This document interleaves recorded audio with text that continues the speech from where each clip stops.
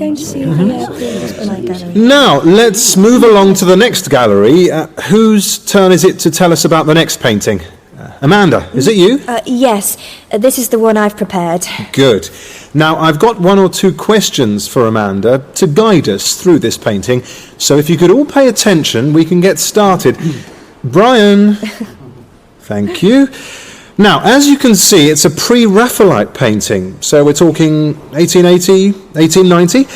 And what can you tell us about this, and other pre-Raphaelite paintings for that matter, compared to what came before? Well, there was very definitely a reaction against some of the earlier concerns. For example, the pre-Raphaelites didn't believe in the idea that it was important to be true to nature or realistic. This is a good example. It's by the painter Burne-Jones, completed in 1884, and it shows a lot about his philosophy of painting. Okay, and what was it exactly? Well, in his own words... Is it okay if I use my notes? Yes, of course. He said that a painting should be a beautiful romantic dream of something that never was, never will be, in a land that no one can define or remember, only desire. So, in other words, the very opposite of realism.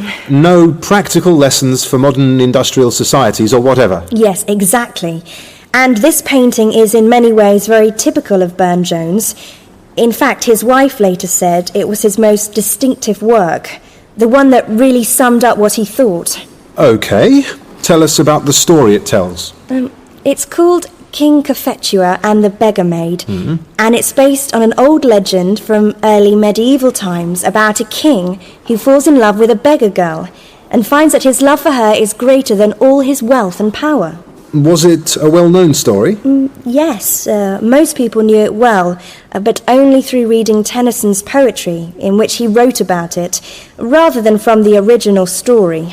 So it's another example of what we were talking about earlier, the link between the Romantic movement in literature and the movements in art. Do go on. In the painting, the artist imagines the king sitting at the girl's feet, gazing at her in adoration. Burne-Jones said he was determined that the king should look like a king and the beggar should look like a queen. And he had certain details, such as the crown and the maid's dress, specially made for him so that he could capture the detail. The setting has echoes of 15th century Italian art, particularly Mantegna and Crivelli, and it's all elaborately decorated with highly wrought textures and jewel-like colours.